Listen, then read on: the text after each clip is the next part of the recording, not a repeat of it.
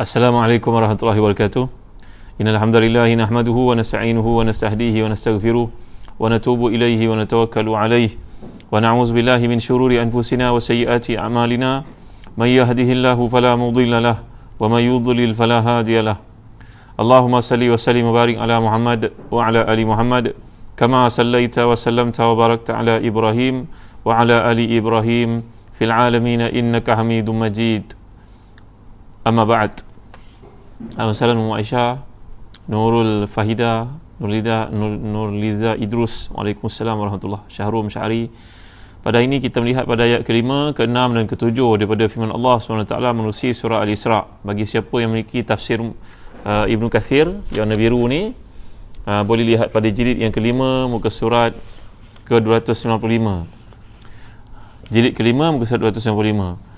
أعوذ بالله من الشيطان الرجيم فإذا جاء وعد أولاهما بعثنا عليكم عبادا لنا أولي بأس شديد فجاسوا خلال الديار وكان وعدا مفعولا ثم رددنا لكم الكرة عليهم وأمددناكم بأموال وبنين وجعلناكم أكثر نفيرا إن أحسنتم أحسنتم لأنفسكم وإن أسأتم فلها فإذا جاء وعد الآخرة ليسوءوا وجوهكم وليدخلوا المسجد كما دخلوه أول مرة وليتبروا ما علوا تتبيرا. صدق الله العظيم. Maka bila datang saat hukuman bagi kejahatan pertama dari kedua kejahatan itu, kami datangkan kepadamu hamba-hamba kami yang mempunyai kekuatan yang besar. Lalu mereka bermaharajalela di kampung-kampung, dan itulah ketetapan yang pasti dilaksanakan. Kemudian kami berikan kepadamu giliran untuk mengalahkan mereka kembali, dan kami membantumu dengan harta kekayaan dan anak-anak, dan kami jadikan kelompok yang lebih besar. Jika kamu buat baik, berarti kamu buat baik kepada diri kamu sendiri, dan jika kamu buat jahat, maka kejahatan itu bagi dirimu sendiri. Dan apabila datang saat hukuman bagi kejahatan yang kedua, kami datangkan orang-orang lain untuk menyuramkan muka-muka kamu dan mereka masuk ke dalam masjid sebagaimana musuh-musuh memasukinya buat kali pertama, dan untuk binasakan sehabis-habisan apa yang mereka kuasai. Tuan-tuan yang Allah sekalian, semalam kita dah bincang pandangan para ulama tafsir. Kalangan mereka merupakan Dr. Ratib Nabulisi, merupakan Syekh Muhammad Mutawalli Sya'rawi yang membincangkan, mengatakan bahawa maksud ibadah lana uli ba'sin syadid itu bukannya merujuk kepada Jalut yang berlaku dalam peristiwa menerusi surah Al-Baqarah. Wa qatala Dawud Jalut wa atahu Allahul mulka wa 'allamahu mimma yasha. Cerita tentang pertemuan tentera Jalut dan juga Talut. Lalu Nabi Daud yang turut serta pada masa itu, masih budak lagi pada saat itu, dialah yang bunuh Jalut. Wa qatala Dawud Jalut wa atahu Allahul mulka. Yang tiada peluang kita meneroka surah Al-Baqarah, tuan-tuan ya, surah yang paling panjang, surah yang banyak kemuliaan itu, ada mengisahkan tentang Bani Israel, antaranya kisah kemenangan tentera Talut ke atas Jalut. Walau bagaimanapun, para ulama moden seperti Dr. Ratib Nabulisi, seperti Syekh Muhammad Mutawalli Sya'rawi mengatakan keserasian ayat ini kalau kita teliti, ia lebih merujuk kepada peristiwa berlaku pada zaman Nabi kita Muhammad sallallahu alaihi wasallam.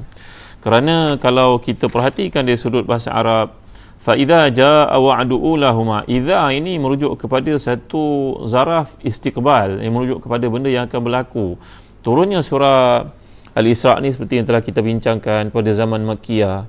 Pada masa itu belum lagi berlaku pembukaan Madinah, penghijrahan Nabi ke Madinah, dan belum lagi berlaku pada masa itu apa yang dimaksudkan ijla' Bani Kainuqa, ijla' Bani Nadir, dan juga perang Khaybar kita telah bincangkan semalam.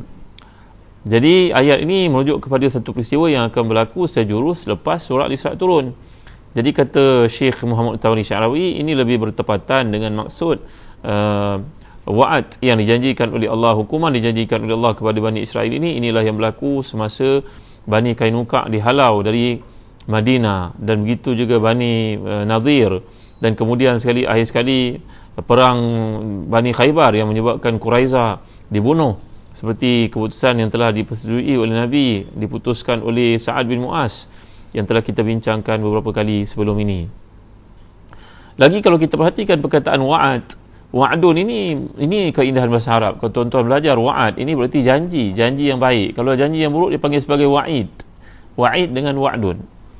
Jadi mengapa pula dalam ayat ini Allah menyatakan fa idza jaa wa'du ulahuma ba'athna 'alaikum ibadan lana uli ba'sin syadid fajasu khilalad diyar wa kana wa'da maf'ula. Kenapa Allah sebut wa'ad, sedangkan yang lebih sesuai untuk konteks ayat ini bila ia merupakan hukuman daripada Allah, tentulah ia wa'id.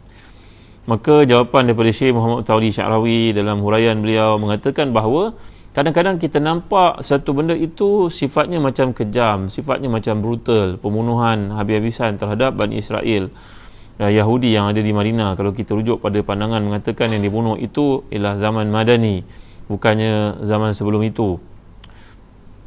Jadi wa'ad ini nampak zahirnya ia merupakan satu benda yang baik, kalau wa'id merupakan benda yang buruk. Jadi wa'ad ini sebenarnya walaupun ia nampak baik kepada mereka, memang betul ia baik. Walaupun nampak zahirnya ia keburukan, iaitu kehancuran, pembunuhan, penyembelihan kepada kaum lelaki yang ingkar dan melakukan pengkhianatan, ia sepatutnya wa'id. Tapi bila sebut wa'ad, ia adalah mengandungi satu pengertian yang mendalam kepada Bani Israel baik dan kepada umat Islam baik yang patut mengambil pengajaran daripada peristiwa ini, bahawa kadang-kadang Allah menimpakan musibah kepada satu bangsa, di hujungnya mereka hendaklah kembali ke pangkal jalan, mereka hendaklah jadi orang lebih baik.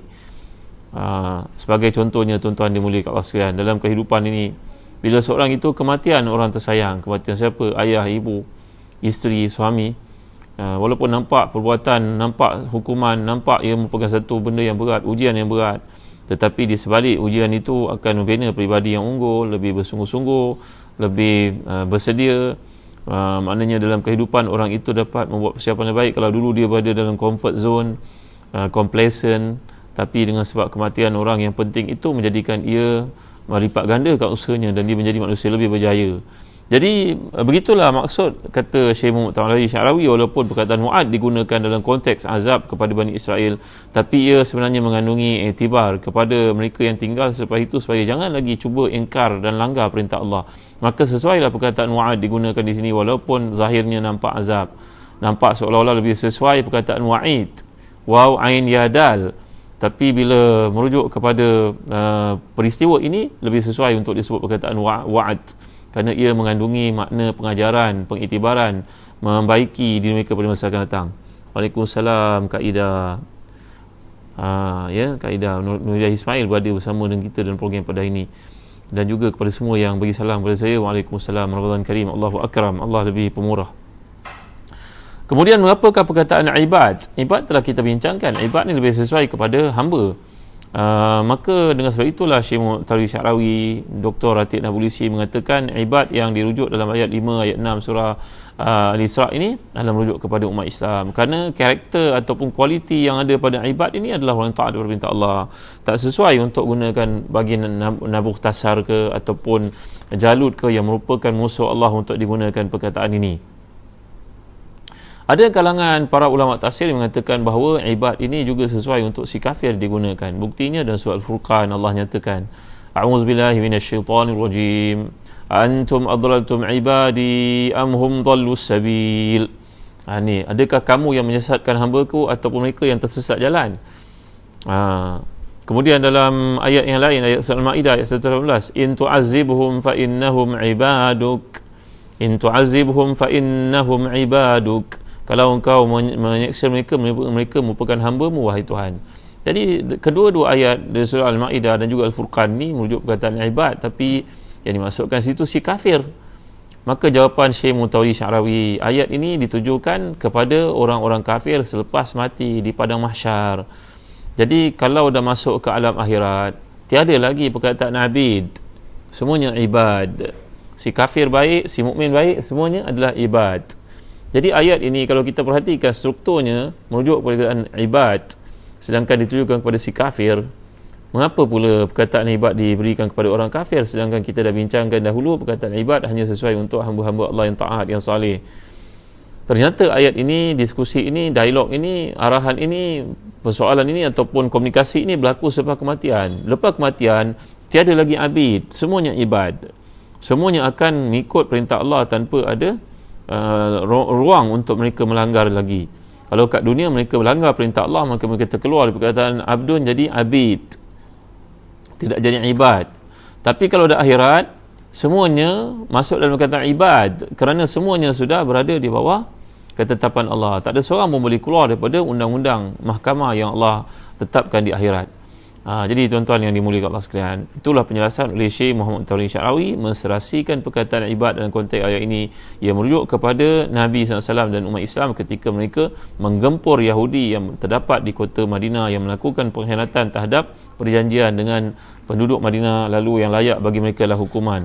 Ini hukuman peringkat pertama, kata para ulama tafsir macam Syekh Muhammad Taurin Syarawi dan juga Dr. Ratib Nabulisi. Dan pastinya ada hukuman yang kedua nanti bila hampir-hampir kiamat, la taqumu sa'atu hatta yuqatilal muslimun al-yahud. Tidak akan berlaku kiamat sampai orang-orang Islam membunuh orang Yahudi. Dan sekarang usaha untuk mengumpulkan Yahudi seluruh dunia berlaku dengan giat. Dijemput mereka untuk datang ke bumi Palestin yang dijajah itu. Ya. Jadi tuan-tuan dimuliakan sekalian, Razian Makzin di akhirat semua guna ibad, muslim dan juga non-muslim ya. Sahabat saya Hafiz Karim is watching. Terima kasih Engineer Hafiz Karim dan para penonton yang dimuliakan Allah sekalian. Jadi kita kembali kepada perbincangan menerusi ayat yang kelima ini, dan seterusnya perkataan yang digunakan oleh Allah, perkataan jasu. Fajasu khilal ad-diyar. Jasu ni kalau kita belajar perkataan bahasa Arab, ia datang dari perkataan jaus. Jaus ini berarti satu usaha yang konsisten, yang rapi, digunakan untuk mencari, seolah-olah macam inspektor ataupun orang nak investigation, nak buat investigate sesuatu dekat rumah sebagai contohnya. Mereka akan datang, buka fail, buka itu, buka ini, buka almari, buka komputer. Jadi makna perkataan jaus ini, inilah yang berlaku kepada Bani Quraiza di Khaybar sewaktu mereka telah memberikan ketaatan setia kepada musuh-musuh Allah, sedangkan mereka telah buat perjanjian dengan Nabi di Madinah untuk mentaati, mempertahankan Madinah, tapi sebaliknya mereka bersama dengan puak musyrikun untuk berperang kepada Nabi, dan berlakulah perang Ahzab. Sebabnya bersekongkolnya Yahudi yang terdapat di kota Khaybar dengan umat Arab yang berada di selatan datang dari Mekah untuk menyerang Madinah. Jadi umat Islam telah pun berjaya membuka kota Khaybar itu yang memiliki banyak benteng, dan kita telah jelaskan salah satu kota itu dibuka oleh Imam Ali karamallahu wajhah dalam satu sesi ketika Nabi bersabda akan dibuka tempat ini seorang yang sayangkan Allah dan Rasulnya, maka bermula-mula para sahabat untuk kemudian itu.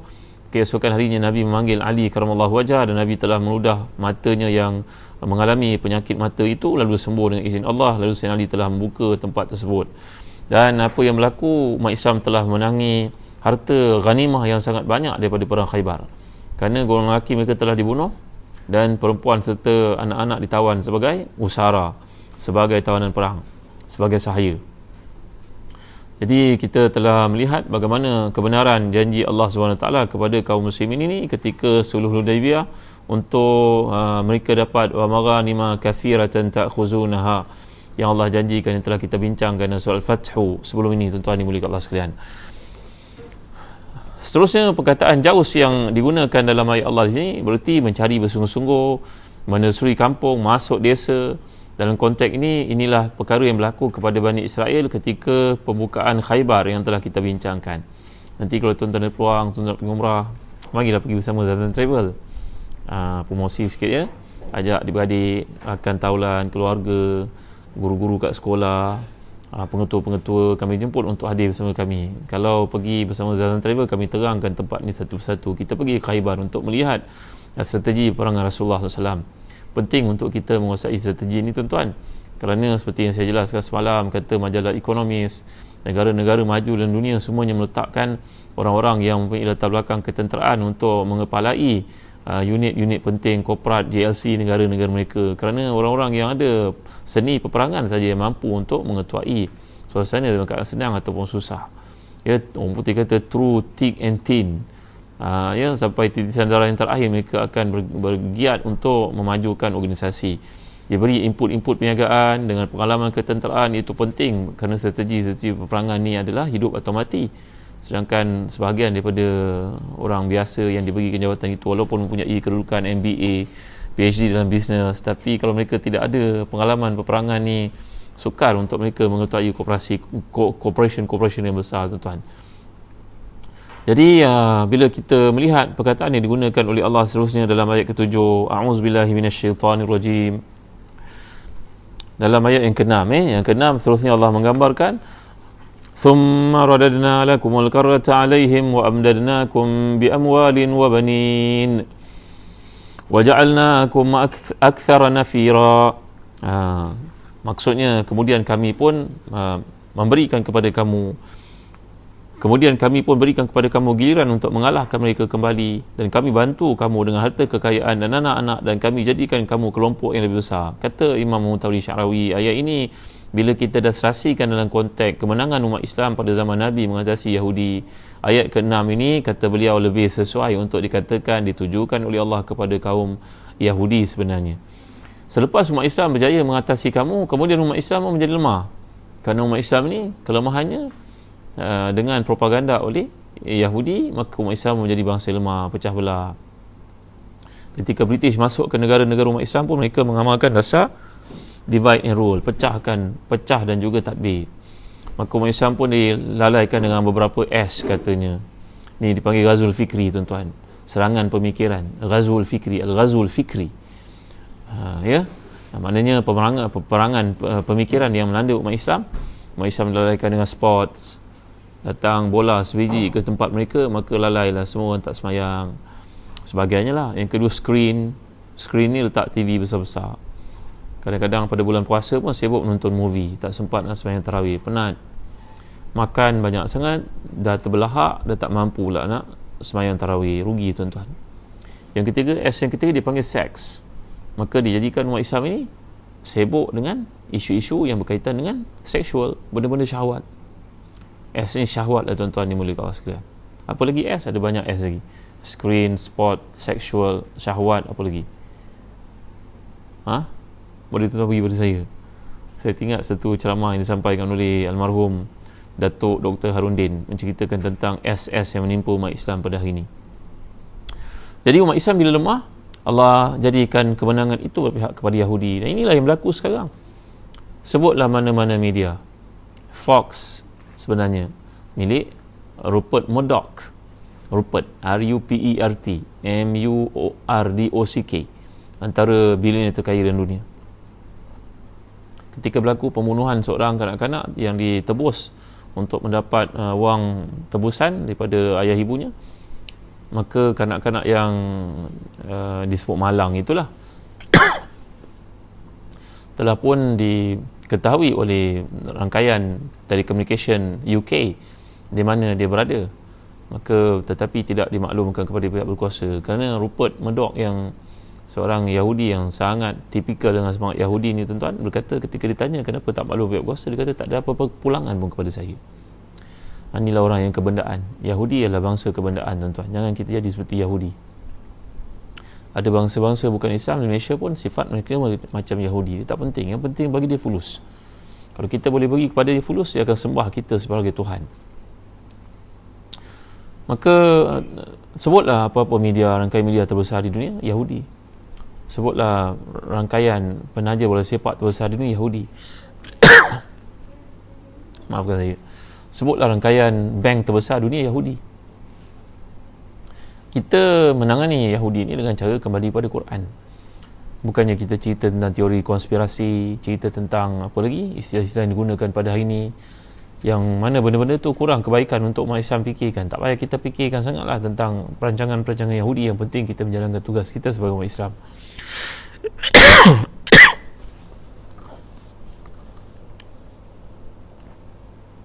Jadi tuan-tuan dan hadirin yang dikasihi Allah sekalian, Allah memberitahu kepada kita dalam ayat ini bila umat Islam lemah, maka Allah mengembalikan kekuasaan itu kepada Yahudi. Mereka punya harta yang paling banyak, pengaruh yang paling besar, dan keturunan yang paling ramai. Wa ja'alnakum aktsara nafira, dan mereka dijadikan bilangan yang paling banyak. Nafir ni perkataan bahasa Arab disebut istinfar. Istinfar berarti ketenteraan. Oleh kerana Yahudi menguasai ekonomi dunia pada hari ini, maka kita melihat semua kuasa besar dunia bertumpu kepada Yahudi, menyimpan di negara Yahudi. Dan Perdana Menteri Yahudi yang sombong, takabur itu bercakap dengan satu ucapannya di peringkat antarabangsa, bahawa 1/3 daripada kekayaan dunia berada di negara Palestin. Kalau tuan-tuan ikut kami pergi ke Baitul Maqdis dalam Zan Travel, kita tengok di Tel Aviv ini bagaimana bangunnya bangunan, bagaimana pusat-pusat IT terbesar di dunia semuanya berpengkalan di situ. Bagaimana syarikat-syarikat news yang terbesar semua ada di situ. Bank-bank dunia semua ada di situ. Kemajuan teknologi, pertanian semuanya bertumpul di situ. Kerana orang-orang Yahudi ni memang memiliki sifat alim. Biulamin alim. Bila Allah nyatakan cerita tentang keluarga Nabi Yaqub itu keturunannya, maka disifatkan dengan alim, ilmu. Golongan Yahudi ni memang bijak. Mereka merupakan super genius, tuan-tuan dimuliakan Allah sekalian. Dalam majalah Economist sekitar tahun 2005 yang lalu menampilkan cerita tentang Yahudi dalam satu majalah besar dunia ini, bahawa Yahudi ni bilangan dalam dunia tak sampai 30 juta pun. Kebanyakannya bertumpul di negara-negara maju macam Amerika, UK, Jerman, France, ada Spain, ada di Russia pun ada, negara-negara Arab sebagainya pun ada, di Afrika pun ada, tapi kebanyakannya bertumpul di negara-negara maju. Bilangan mereka tak sampai 30 juta pun kalau dikumpulkan. Tetapi kesan daripada kebijaksanaan mereka ini luar biasa sekali. Kalau seseorang ibu mengandungkan anak di negara Yahudi itu, maka dia dibekalkan oleh pusat kesihatan tempatan mereka dengan satu stereo audio untuk dengar sifir, lagu-lagu muzik tertentu, mendengar bicara-bicara falsafah, supaya anak yang dikandung oleh si ibu itu disibukkan dengan benda yang bikin minda. Oleh sebab itu, tuan-tuan dimuliakan sekalian, kajian sains mendapati bahawa anak-anak tu seawal usia dalam kandungan lagi sudah pun boleh berkomunikasi dengan apa yang berlaku di luar, dia dengar apa berlaku luar. Itu sebab seorang ibu kalau makan satu benda, makanan itu senang untuk diberikan kepada anak bila lahir nanti. Itu kajian sains. Barat telah membuktikan, dan Yahudi pada hari ini begitu prihatin untuk melahirkan orang-orang bijak. Setiap hari di negara Yahudi itu berfikir apa benda yang boleh dihasilkan. Kalau anak itu tak mau belajar, apa benda yang dia boleh libatkan diri dalam dunia untuk memberikan kebaikan kepada dirinya, kepada orang lain, dan pulangan keuangan datang kepadanya. Mereka buat satu jenis ubat gigi, satu dunia perlukan ubat gigi itu. Sampai kadang kita boleh berkata, saya kalau tak ada ubat gigi ni tak boleh hidup. Ubat gigi ni dibuat mana, tuan-tuan? Siapa pembuat asalnya? Yahudi. Makanan segera yang paling popular dalam dunia, siapa pengasasnya? Yahudi. Kerana orang Yahudi ini sangat jenius, berfikir dengan satu kaedah bagaimana nak mempermudahkan, lalu mereka pun dapat pulangan keuangan di situ. Baik, kita perlu melahirkan generasi umat Islam yang kreatif, yang bijak. Bukanlah sijil peperiksaan itu benda keutamaan dalam suasana sekarang.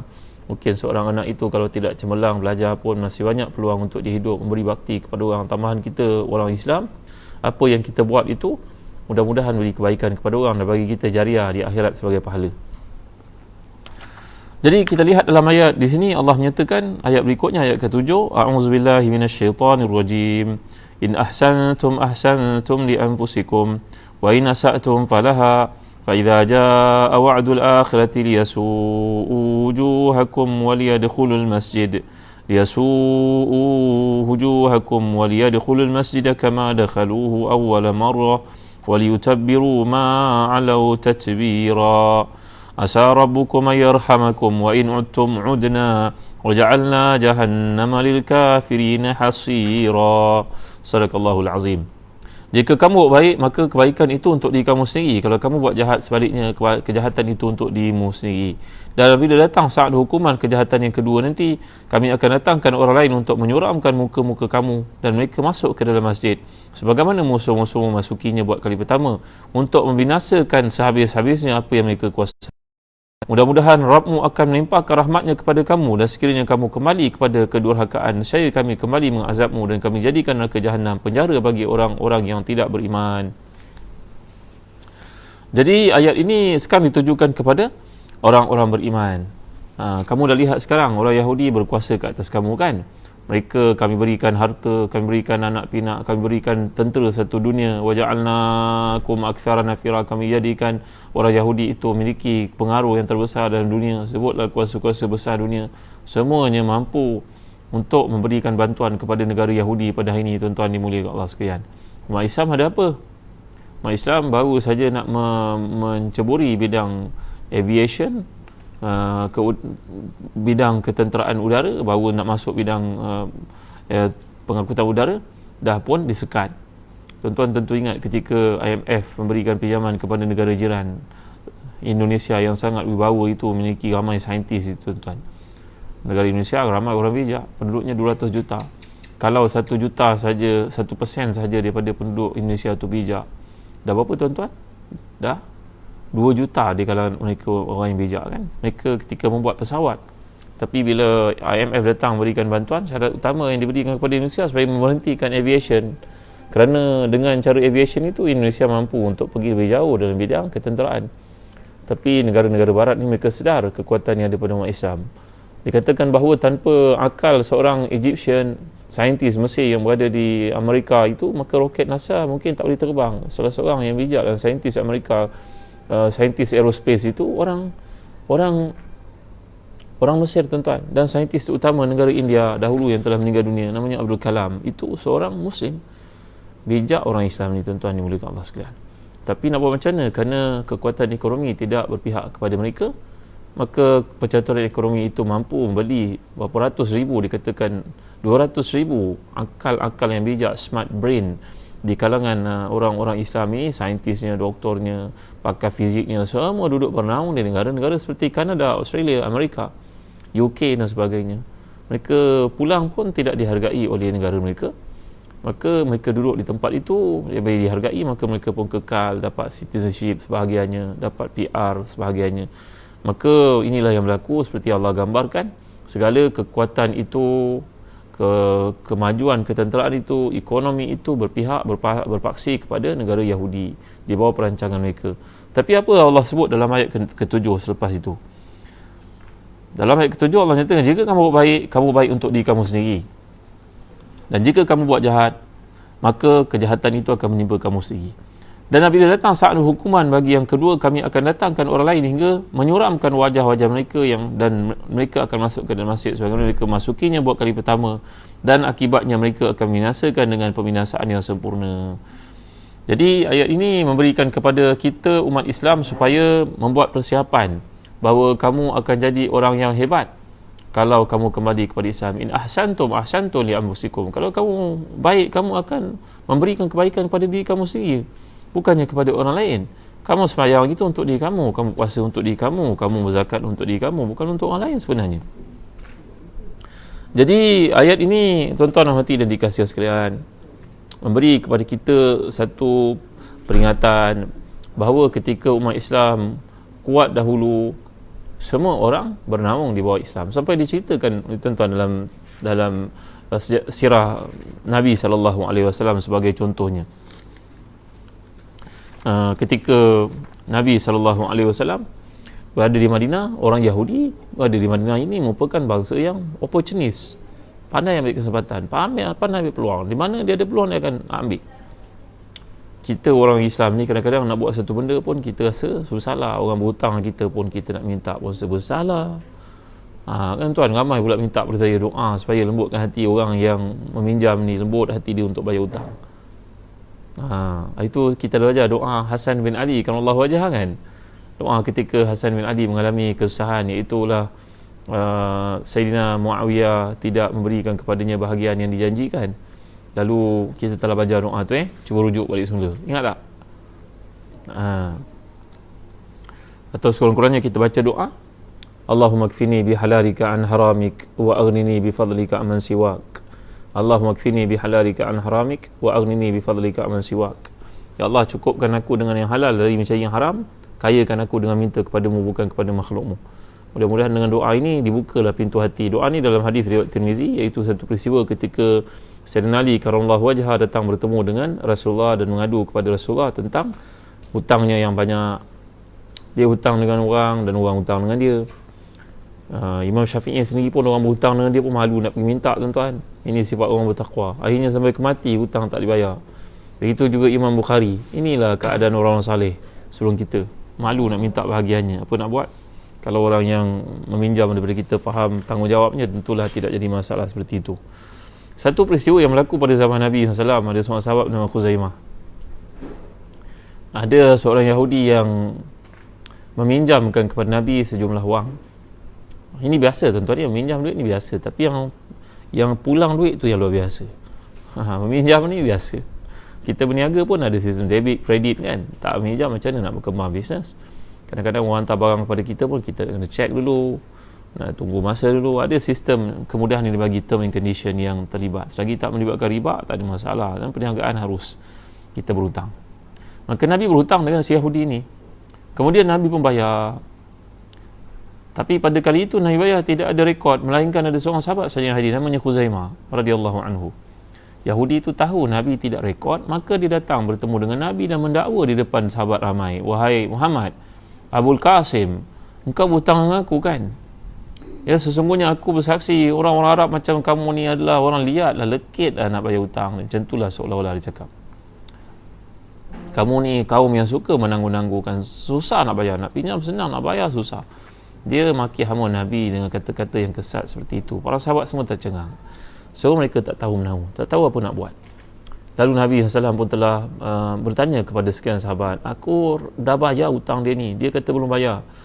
Siapa yang menjadi saksi? Tiba-tiba Khuzaimah pun datang. Khuzaimah kata, Rasulullah, saya bersaksi bahawa dia berhutang dengan Nabi, dan Nabi telah bayar hutang itu. Saya nampak depan mata kepala saya. Mendengar kata-kata itu, tuan-tuan, Yahudi yang nak ambil kesempatan ini pun malu, dan dia pun pergi beredar dia, tuan-tuan. Beredar dari situ. Maka tuan-tuan hati dan dikasih sekalian, kemudian Nabi SAW pun bersama dengan Khuzaimah, selepas perginya si Yahudi yang dalam keadaan malu tadi, yang cuba nak menjerkah Nabi dan menganiaya Nabi, mengambil kesempatan terhadap Nabi, disangkakan Nabi akan bayar jumlah itu kepadanya dan nak memalukan umat Islam. Maka Nabi SAW pun berkata kepadanya, wahai Khuzaimah, engkau telah pun memberikan persaksian yang penting. Betul engkau ingat wahai Khuzaimah? Khuzaimah, ya Rasulullah SAW. Takkanlah saya dalam semua perkhabaran daripada langit, daripada Allah, saya terima, saya beriman, saya meyakini, saya membenarkan. Takkanlah dalam perkhabaran berkaitan dengan dunia saya mendustakan wahai Rasulullah. Usaddiquka fi khabaris sama wa ukazzibuka fi iddati darahim. Adakah patut bagi saya untuk saya membenarkan semua datang daripada Allah SWT walaupun saya tak melihat? Takkanlah dalam bab dunia ini melibatkan berapa keping dirham saya boleh terlupa dan saya tak tampil, saya tak membela Rasulullah. Begitu kata Khuzaimah. Maka Rasulullah SAW gembira. Fasurah Rasulullah SAW dengan apa kelakuan Khuzaimah tadi. Maka Rasulullah kata, man syahidalahu Khuzaimah fahasbuh. Man syahidalahu Khuzaimah fahasbuh. Sesiapa yang diberi persaksian oleh Khuzaimah ini, maka cukuplah baginya. Cukuplah Khuzaimah ni jadi orang paling amanah. Kalau dia memberi apa persaksian, tiada siapa boleh menafikan. Khuzaimah ni nama orang lelaki, tuan ni, yang silap faham. Kita ni Khuzaimah nama perempuan pula, macam Maisarah. Maisarah nama orang lelaki. Talhah nama lelaki. Muawiyah nama lelaki. Tak semestinya ada tamar marbuthah itu merujuk pada nama perempuan. Rabi'ah nama lelaki. Maslamah nama lelaki, dan banyak lagi. Jadi inilah sifat orang Yahudi. Mereka merupakan bangsa yang oportunis. Di mana saja mereka duduk, mereka akan ambil kesempatan. Mereka tidak malu untuk minta hak mereka dan meminta sesuatu itu, dan kadang berbohong untuk mendapat janji kebaikan dan bawa keduniaan. Dan inilah sifat sebahagian daripada orang-orang kafir yang duduk bersama-sama dengan kita pada hari ini, tuan-tuan yang tahu. Mereka duduk bersama kita, ambil kesempatan dari kita, teroka tanah kita buat tanaman, teroka tanah kerajaan buat jual kereta, teroka tanah buat kuil haram. Tuan-tuan, kita orang baik, kita semua okey. Kerana kita orang Islam ni latih dalam diri kita sifat rahmah kepada orang lain walaupun bukan Islam. Allah beri kepada orang Islam ni sifat rahmah. Jadi kita kena sedar bahawa setiap benda itu ada hadnya. Jangan sampai dipijak kepala kita, dianiaya kita, sampai dilupakan pula tulisan jawi kita, ditulis di tempat-tempat tulisan mereka pula perginya, sedangkan mereka ni berapa ekor jumlahnya, berapa bilangannya. Kita umat Islam kena sedar tahu, kena ada izzah, kena ada kemuliaan, kena baca surah Al-Isra ni. Kerana itu Nabi menyuruh kita untuk membaca, dan mana-mana panglima Islam yang terlibat membuka negara-negara dalam Islam, Muhammad Al-Fatih baik, Salahuddin Ayyubi baik, mereka sudah tentu membaca surah Al-Isra ni dan menghadamkannya, membacanya, menghayatinya. Dan itu sebab masuk mengalir dalam setiap urat saraf mereka untuk melaksanakan tuntutan Allah yang terdapat di sebalik ayat-ayat yang indah ini. Diana Syakirin, terima kasih nak. Anak saudara saya ni dah masukkan doa, Allahumma kfini bihalalika an haramik wa aghnini bifadlika amman siwak. Doa riwayat daripada Tirmizi ada dalam azkar ini. Nabi telah mengajar sesiapa yang baca doa ini, dia mampu membayar hutang-hutangnya walaupun hutang itu sebesar banjaran titi wangsa. Kenapa baca itu Rasul pula? Kerana dalam hadis mengatakan walaupun hutangnya sebesar Bukit Uhud, bukit yang terdapat di Madinah itu, kalau tuan-tuan nak tahu bandingannya, macam banjaran terasa besarnya. Maka siapa yang punya hutang banyak, amalkan Allahumma kfini bihalalika an haramik wa aghnini bifadlika aman siwak. Wahai Tuhan yang cukupkan yang halal bagiku dengan cari yang halal, dan selamatkan aku daripada minta kepada manusia, kayakan aku dengan minta kepadamu bukannya kepada orang lain. Doakan tuan-tuan, kuliah kita petang ni dianjurkan oleh Zahazan Travel. Jadi saya mengharapkan tuan-tuan yang hadir dalam kuliah ini jangan lupa untuk follow, untuk share, untuk like Zahazan Travel, Instagram Zahazan Travel. Tolong war-warkan kepada sekalian yang hadir keliling kita. Kita ada trip overseas dan juga inbound. Nanti kita nak buat perjalanan ke Kundasang. Nak ikut tak? Kundasang, New Zealand, Malaysia. Kita belajar tafsir surah Al-Mulk kat sana nanti. Boleh? InsyaAllah bila PKP selesai, kita buat trip ke Kelantan, ke di samping luar negara, ke Mekah, ke Balkan, ke Baitul Maqdis, ke Uzbekistan. InsyaAllah ada trip ke Uzbekistan pada bulan 10 nanti. Jangan lupa untuk follow Zahazan Travel untuk mengikuti perkembangan yang ada. Dan sekali boleh tanya kepada CEO Zahazan Travel, Ustaz Faiz Mukhtar, sekiranya ada apa-apa soalan tentang perjalanan, tentang umrah, tentang haji dan sebagainya, dan apa-apa hukum perjalanan, semayang jamak kasar, insyaAllah akan dibantu jawab oleh tim kami di Zahazan Travel. Baik, dalam ayat ini Allah menyatakan tentang janji Allah Subhanahu wa taala, iaitulah in ahsantum ahsantum li anfusikum wa in asa'tum falaha fa idza jaa wa'dul akhirati liyasu'u wujuhakum wa liyadkhulul masjida kama dakhaluhu awwala marra wa liyutabbiru ma 'alaw tatbira. Asa rabbukum ayarhamakum wa in uttum udna wa ja'alna jahannama lil kafirin hasira. Jadi orang-orang beriman dijanjikan oleh Allah mereka akan dapat kembali semula kepada kekuasaan itu.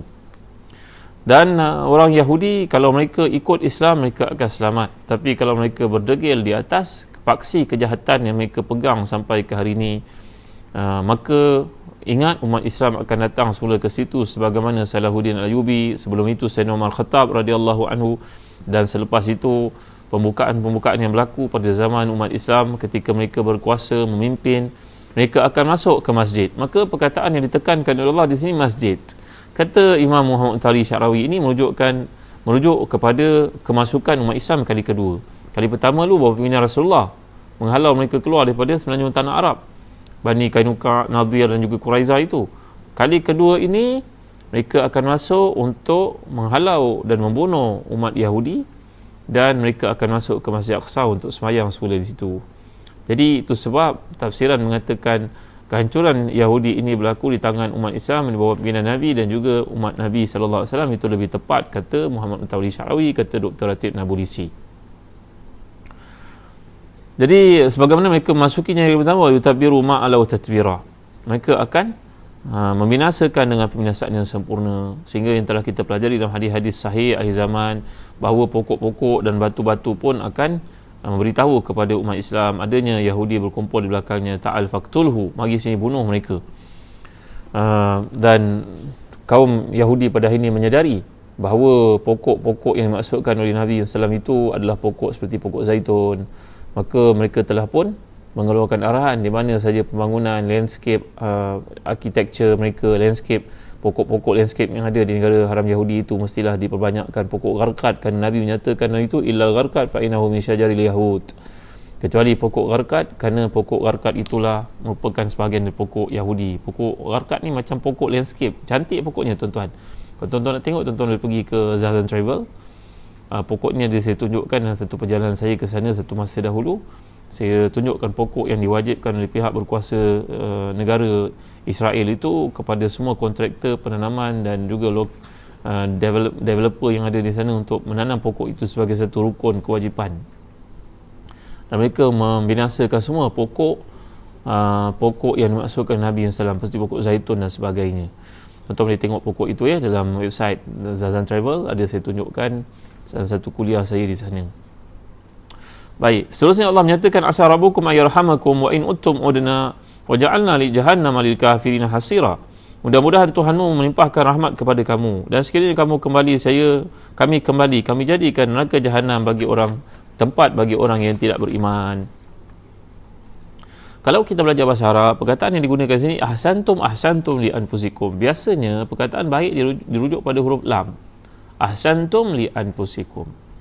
Tapi kalau perkataan buruk dirujuk perkataan ala. Macam saya ajar tuan-tuan sebelum ni, ada fi'il yang muta'addi dengan huruf jar, contohnya raghiba fi dengan raghiba an. Da'a lahu, da'a alaihi. Kalau sebut da'a lahu, doakan kebaikan. Kalau doa alaihi, doa keburukan kepadanya. Maka ahsantum li anfusikum maknanya kamu baik bagi kamu. Sepatutnya dalam redaksi ayat ini asatum fa'alaiha, seperti kita baca di hujung surah Al-Baqarah. Bagaimana Allah gambarkan di hujung surah, la yukallifullahu nafsan illa wus'aha laha ma kasabat wa 'alaiha maktasabat. Laha ma kasabat wa 'alaiha maktasabat. Bagi seseorang itu kebaikan apa yang diusahakan, dan baginya ke atasnya keburukan yang dia lakukan. Jadi Allah gunakan perkataan laha ma kasabat wa 'alaiha maktasabat. Kasabat lain daripada iktasab. Kasabat lain daripada iktasabat. Kasabat tu maknanya nak buat kebaikan ni biasanya senang. Tapi kalau nak buat keburukan susah. Contohnya apa tuan-tuan? Nak mencuri, kena prepare waktu bila, apa benda nak bawa, tak boleh tidur malam pula. Lepas tu kalau dapat harta kena sembunyikan. Susah, buat jahat ni susah tuan-tuan. Tapi buat baik ni semua orang suka kepada kebaikan. Al-khairu matma'annat ilaihi nafsu wa matma'anna ilaihi qalbu. Wa syarru ma haka fi sadri wa taraddada fil qalbi. Kebaikan itu hati kamu lapang ketika melakukannya, keburukan itu hati kamu kusut ketika kamu melakukannya. Maka kenapa dalam konteks saya ini tidak digunakan fa'alaiha? Ini penjelasannya. Yang digunakan untuk maksud itu adalah kata alaiha, sebagaimana firman Allah dalam surah Al-Baqarah pada hujungnya ayat 286, laha ma kasabat wa 'alaiha maktasabat. Jadi penggunaan kata li anfusikum ini, kata para ulama tafsir, dan laha pada penggalan ayat ini adalah bertujuan menekankan bahawa amal seseorang itu baik atau buruk akan tertuju kepadanya secara khusus, tidak kepada orang lain. Maka apa yang kita buat tuan-tuan? Untuk diri kita sebenarnya. Dalam hidup ni kita berpeluang untuk baik atau buat jahat, atau tak buat apa-apa. Saya bagi contoh bagi tuan-tuan. Bagi contoh bagi tuan. Katalah anak kita masuk sekolah dan kita pun berada dalam PIBG ke KSIB ke. Cara kita nak baik, kita pun tengok sekolah ni bahawa pelajaran matematiknya, budak-budak peringkat peperiksaannya lemah matematik. Kebetulan saya dan isteri saya cikgu maths. Apa yang boleh saya buat? Saya pun menawarkan diri kepada sekolah, boleh tak saya nak mengajar maths? Siapa anak murid yang lemah boleh belajar dengan saya, sediakan saya tempat, saya datang untuk mengajar. Contoh.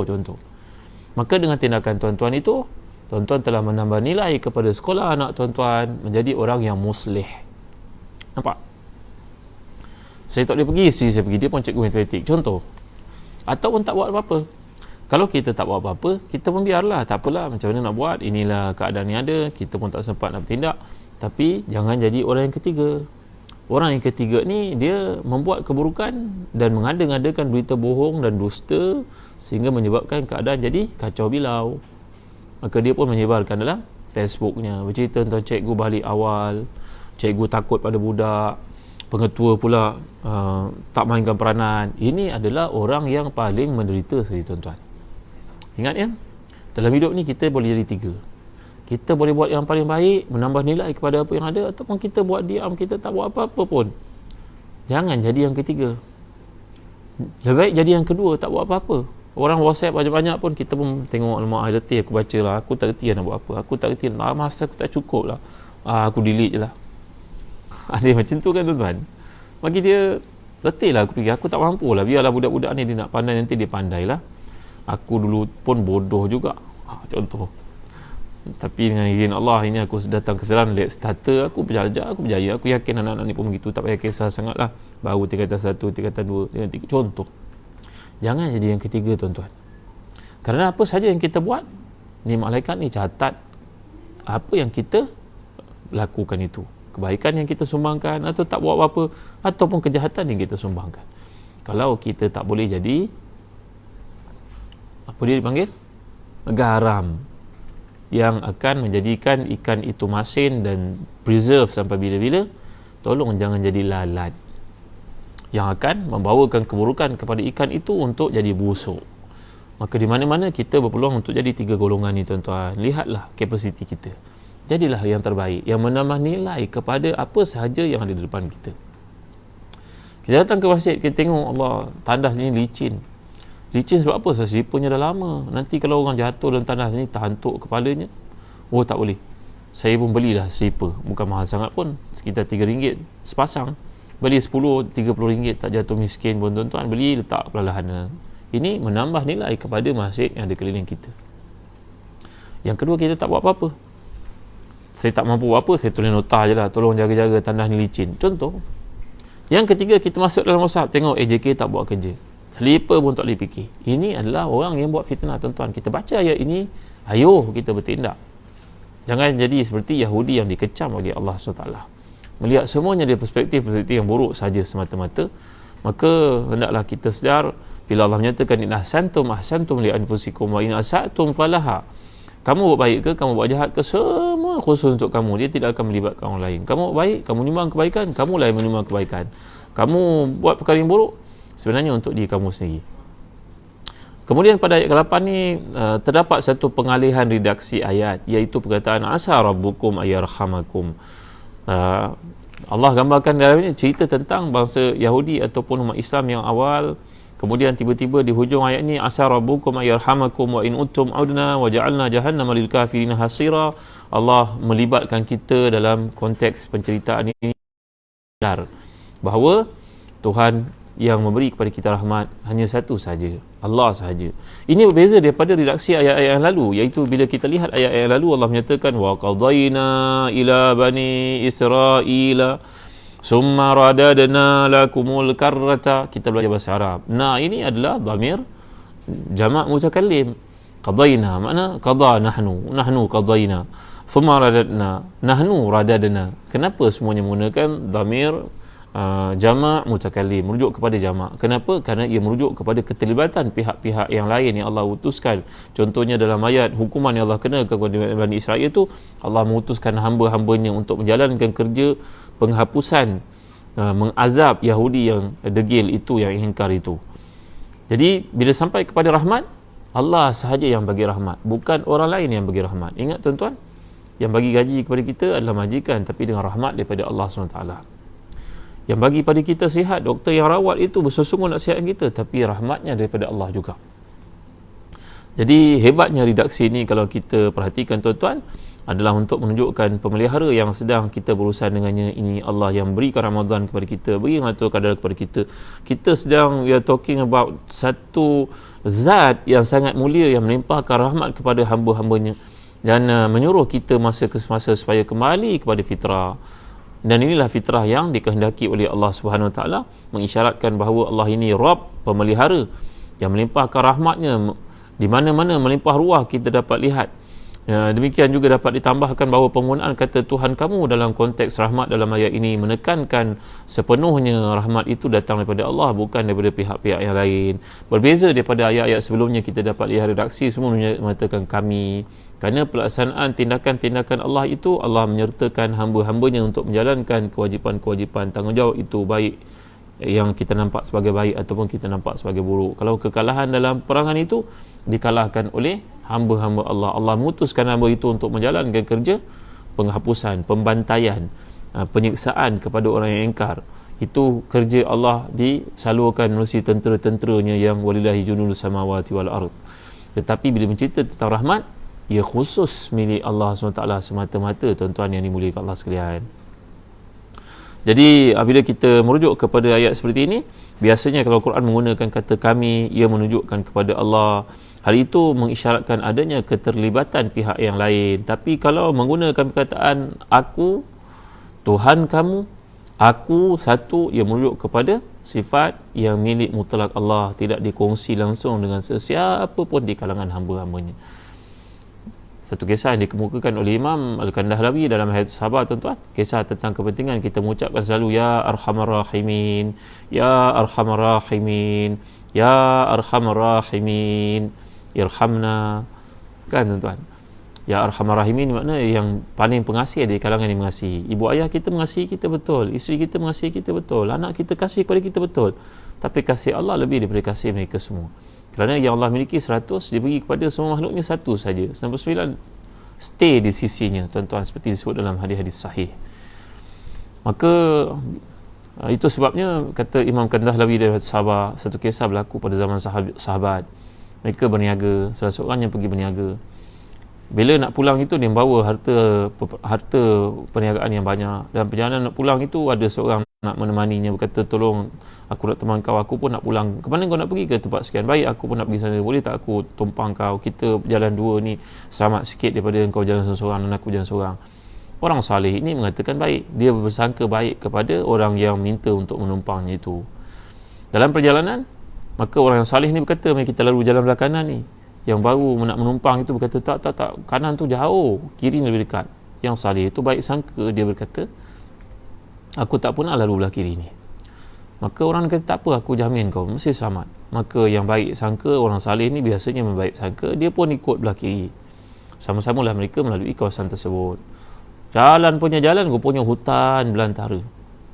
Tiba-tiba dah sampai tengah-tengah hutan, tak ada apa bantuan lagi yang boleh difikirkan, ada keselamatan, ada ciri-ciri keselamatan, orang bantu dan sebagainya. Maka orang yang menumpang ini rupanya seorang pencuri, seorang perompak. Si Durjana ni pun melompat daripada kudanya dan mengacurkan pedang untuk membunuh orang saleh ni. Dia berkata, turun kau, aku akan bunuh kau sekarang. Katanya, Allahu Akbar, terperangkap dia rupanya, tuan-tuan ni. Dia kata beginilah, kau ambillah harta aku semuanya, lepaskan aku pergi, aku punya isteri anak-anak di rumah. Tak, aku akan bunuh kau dulu. Kau tengok tu, tengkorak banyak manusia yang mati, itu semua adalah seperti yang kau minta. Aku bunuh semua mereka, barulah aku ambil harta mereka. Maka orang saleh berkata, kalau begitu izinkan aku untuk sembahyang sunat 2 rakaat. Tuan-tuan, kalau kita berada dalam kesusahan, kita sembahyang sunat, tuan-tuan.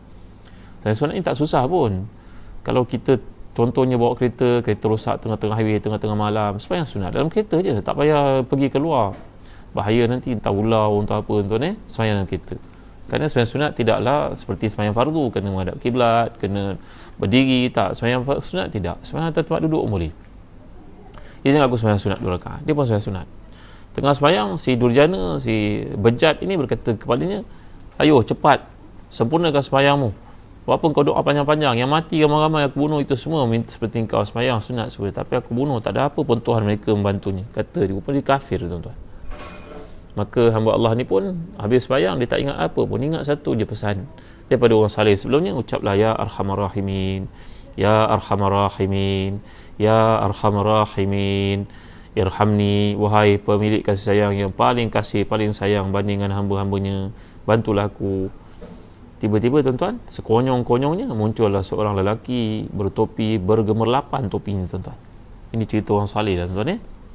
Dia pun menaiki kuda, dia datang ke arah itu dengan lajunya, dia pancungnya kepala si Durjana itu, tuan-tuan. Jatuhlah dia, matilah dia.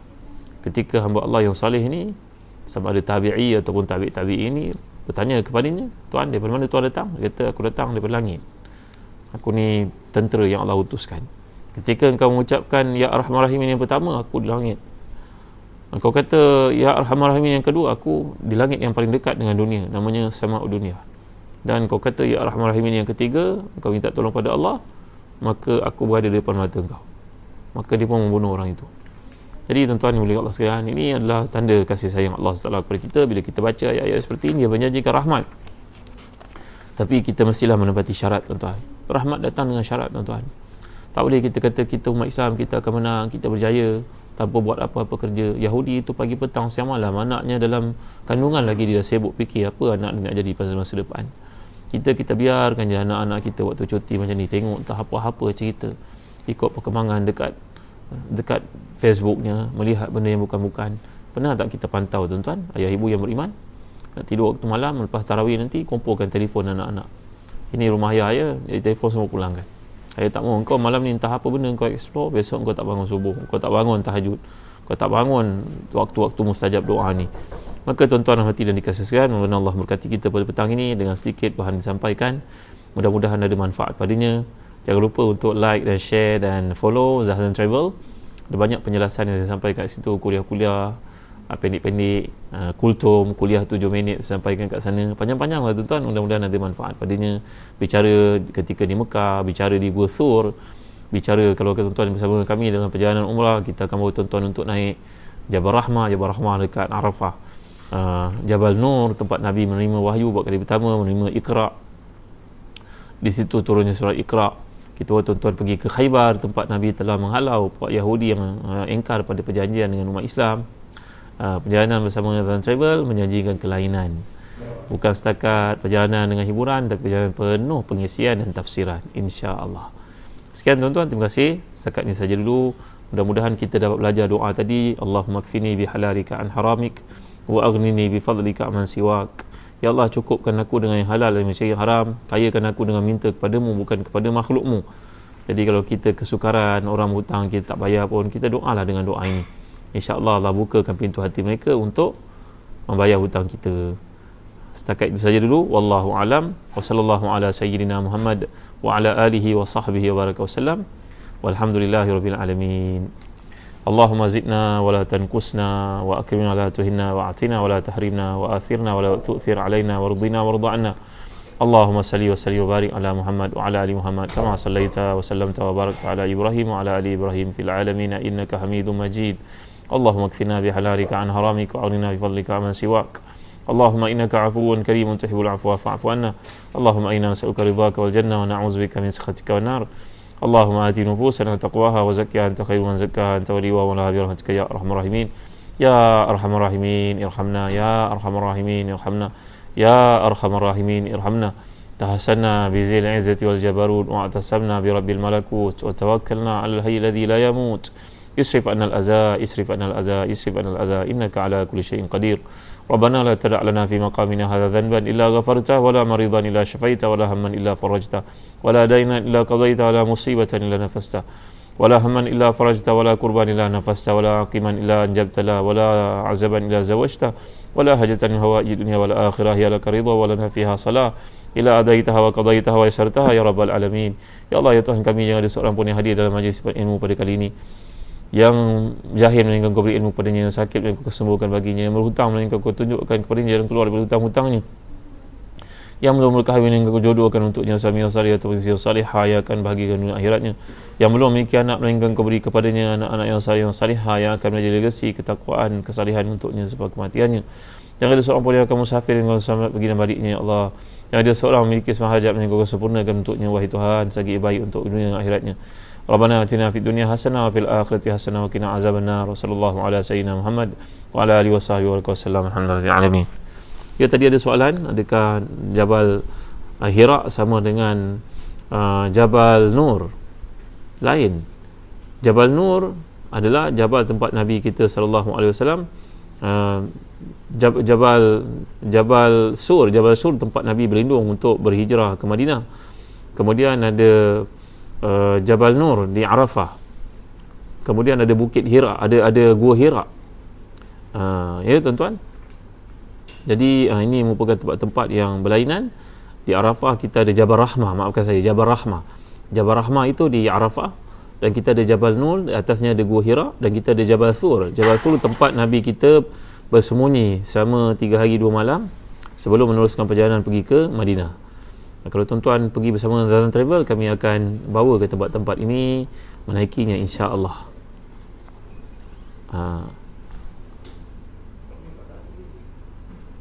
Batalkah salat jika saya menelan air mata semasa salat? Z, tidak batal jika kita menelan air mata.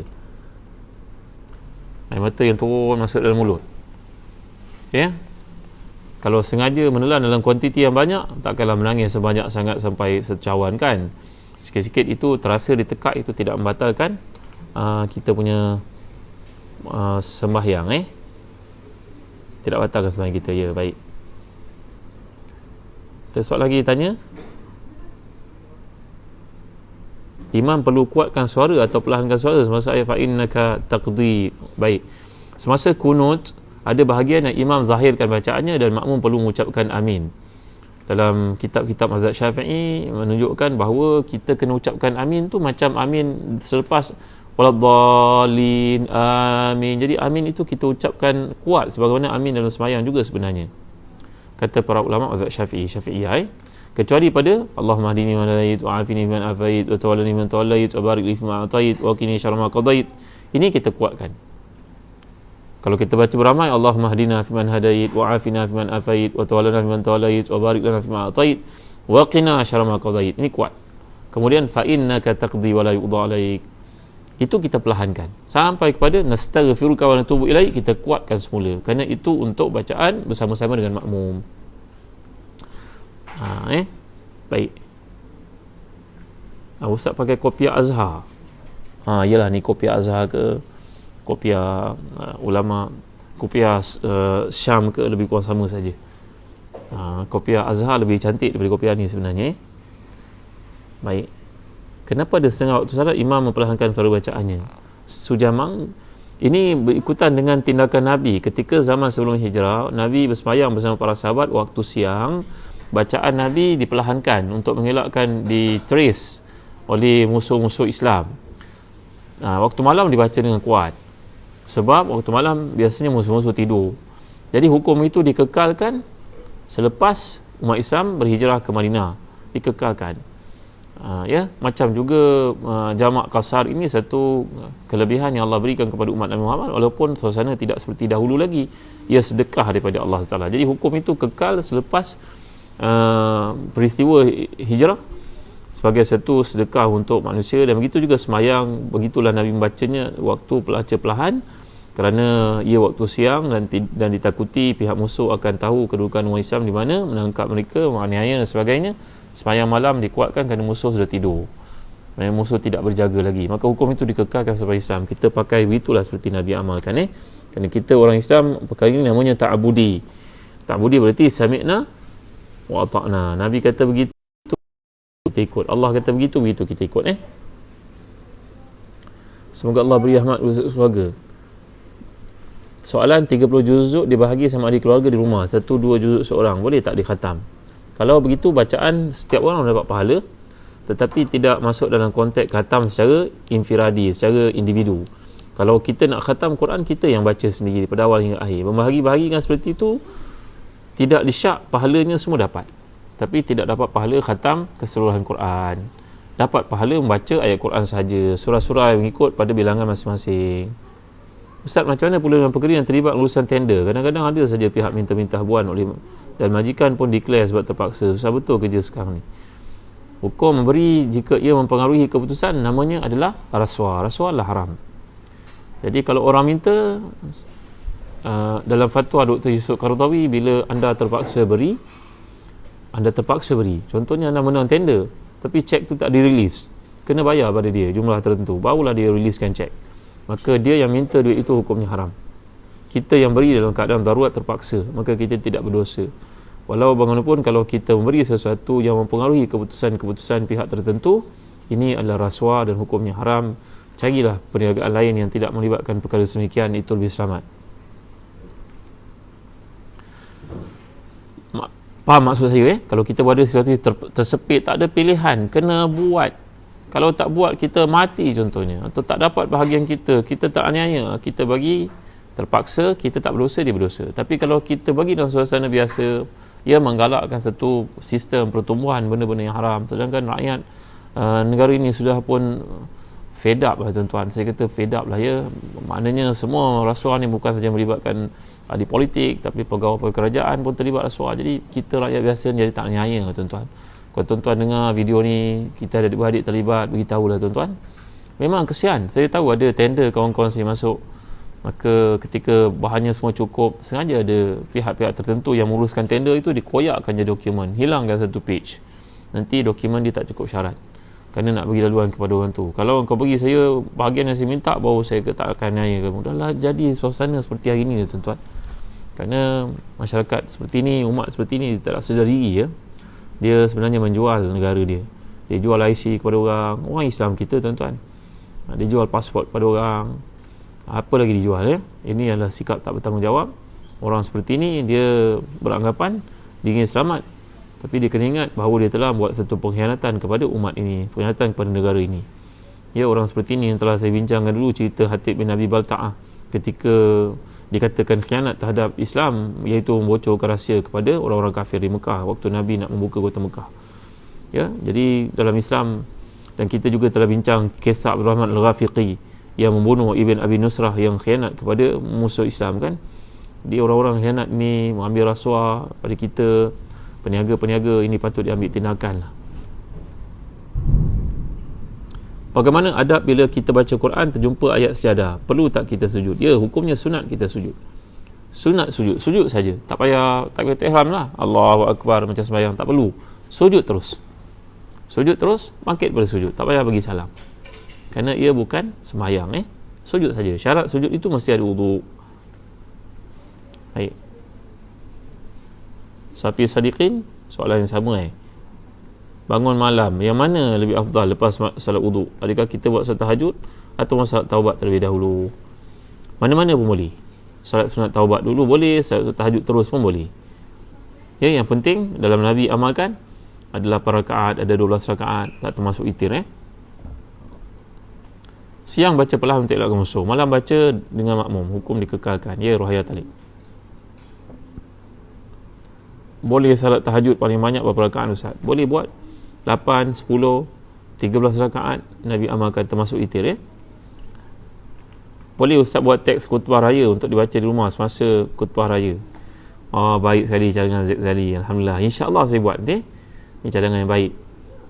Zazan Travel tolong saya nanti. Telaga Biru. Semalam saya tunjuk buku ni kepada tuan-tuan yang saya galakkan tuan-tuan untuk miliki. Nampak Belajar bahasa Arab untuk tujuan ibadah. Ini terbitan Telaga Biru.